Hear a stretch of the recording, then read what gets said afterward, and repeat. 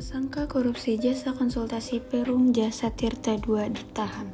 KPK menetapkan AY sebagai tersangka baru kasus dugaan korupsi pengadaan pekerjaan jasa konsultasi di Perum Jasa Tirta II tahun 2017. Pada kasus ini, KPK lebih dulu menetapkan Joko Saputro sebagai tersangka selaku Direktur Utama Perum Jasa Tirta II pada tahun 2016.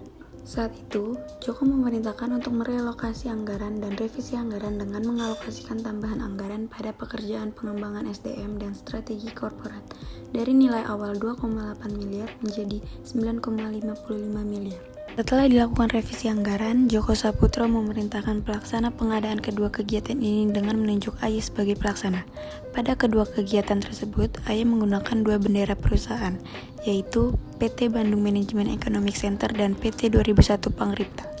Dengan adanya pemberian komitmen fee atas penggunaan bendera kedua perusahaan tersebut sebesar 15% dari nilai kontra, sedangkan AY menerima fee 85% dari nilai kontra. Dalam kasus ini, KPK mengatakan perkara ini diduga telah merugikan keuangan negara sebesar 3,6 miliar. Atas perbuatannya, AY dan DS dijerat 3 pasal sekaligus. Kasus proyek irigasi senilai 1,2 miliar dikorupsi 1,1 miliar di Kabupaten Timur Tengah Utara, Nusa Tenggara Timur. Di sini saya akan membahas permasalahan utama tentang kasus proyek irigasi. Proyek diduga dikerjakan tidak sesuai dengan spesifikasi kontrak sehingga mengakibatkan kerusakan pada bangunan bendung, saluran sekunder, dan bangunan silang yang tidak sesuai Peraturan Presiden Nomor 54 Tahun 2010 yang sebagaimana diubah terakhir dengan Peraturan Presiden Nomor 4 Tahun 2015 tentang pengadaan barang dan jasa pemerintah. Jenis pelanggaran dan instansi yang terlibat. Yang pertama, di dalam kasus ini merupakan kasus tindak korupsi. Yang kedua, di mana pihak yang terlibat adalah sebagai berikut. 3 tersangka yang ditahan, yaitu pejabat pembuat komitmen PPK PWL, konsultan pengawas DMB, dan kontraktor pelaksana. Berdasarkan dari penyelidikan, barang bukti yang diamankan berupa 3 box berisi dokumen proses pengadaan, dokumen perencanaan kontrak, serta dokumen pembayaran terkait pidana korupsi paket peningkatan berdasarkan data kisaran kerugian negara rakyat PUPR setempat ini sebesar 1,1 miliar sesuai hasil audit perhitungan kerugian negara dan terdiri dari pembayaran honor tim perencana yang tidak ikut dalam survei dasar dan survei teknis. Hukuman mengenai kesesuaian hukum. Pada kasus tersebut dengan terdakwa penyedia jasa atau konsultan yang berupa ketidaksesuaian pekerjaan dengan kontrak yang terpasang di lapangan dengan di kontrak, menyebabkan ketidaksesuaian pekerjaan dengan kontrak. Kasus tersebut telah melanggar pasal 31 dan pasal 32 Peraturan Pemerintah Nomor 20 Tahun 2000 tentang penyelenggaraan jasa konstruksi yang disebutkan bahwa kegagalan pekerjaan konstruksi yaitu keadaan hasil pekerjaan konstruksi yang tidak sesuai dengan spesifikasi pekerjaan sebagaimana disepakati dalam kontrak baik sebagian maupun keseluruhan.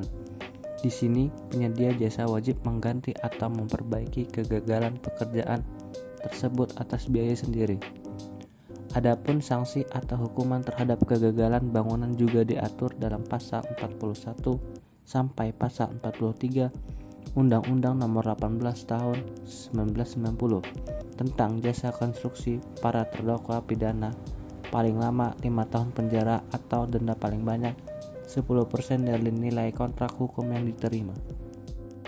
Menurut pandangan saya atas kasus yang telah diuraikan sebelumnya, di dalam kasus ini terdapat wan prestasi atau pekerjaan yang tidak sesuai jumlah dan mutu atau juga penerimaan pembayaran nilai. Pada kasus ini tidak bisa dituntut secara perdata atau ganti rugi atau juga pemberian sanksi administratif. Pasal pidana penjaralah yang paling sesuai dengan hukum yang berlaku untuk menuntut para pelaku yang telah merugikan negara. Sekian dari saya, terima kasih. Kasus proyek ruas tol Pondok Pinang Jagorawi. Permasalahan utama. Kasus korupsi ini berawal dari persoalan pengerjaan jalan itu pada era sebelum tahun 2000-an. Pada tahun 1998, PT Jasa Marga mengambil alih aset tersebut yang sebelumnya merupakan barang sitaan negara atas ketidakmampuan debitur melunasi utang untuk pembangunan jalan tol kepada BNI. Pihak yang berutang adalah PT Marga Nurindo Bakti atau MNB. Perusahaan itu mengambil kredit dari BNI senilai 2,5 triliun rupiah. Pada kenyataannya, dari pinjaman sebesar itu, diketahui hanya 1 triliun rupiah untuk pembangunan tol. Sisanya tidak jelas penggunaannya. PT MNB juga tidak bisa mengembalikan utang itu hingga tol disita dan diambil alih oleh Badan Penyihatan Perbankan Nasional atau BPPN. BPPN kemudian mengembalikan aset proyek tersebut kepada negara. Dalam hal ini Kementerian Pekerjaan Umum dan Jasa Marga pada tahun 1998. Jenis kasus dan instansi yang terlibat. Kasus ini termasuk ke dalam kasus tindak pidana korupsi, di mana dalam kasus ini terdapat penyelewengan dana yang dilakukan oleh pejabat yang berkaitan dengan kasus pengelolaan tol tersebut. Pihak-pihak yang terlibat antara lain PT Jasa Marga sebagai pengelola tol, PT Marga Nurindo Bakti atau MNB, Tamrin Tanjung sebagai pimpinan PT MNB sekaligus menjadi tersangka, dan PT Hutama Karya. Hukuman dan kisaran kerugian. Tamrin Tanjung merupakan terpidana dalam kasus tindak pidana korupsi dalam penerbitan CPMTN PT Hutama Karya dengan nilai kerugian 1,5 triliun dan 471 juta dolar AS. Dia menerima vonis hukuman penjara selama 2 tahun, denda 25 juta subsider, 6 bulan kurungan dan kewajiban membayar uang pengganti senilai 8 miliar. Menurut saya, di dalam kasus ini terdapat kesalahan dalam pengelolaan dana. Dana yang dikeluarkan seharusnya dimanfaatkan untuk pembangunan tol sepenuhnya, bukan digunakan untuk kepentingan lain. Kasus ini pun sudah diusut dan kini PT Hutama Karya ditetapkan sebagai pengelola ruas tol Pondok Pinang Jagorawi.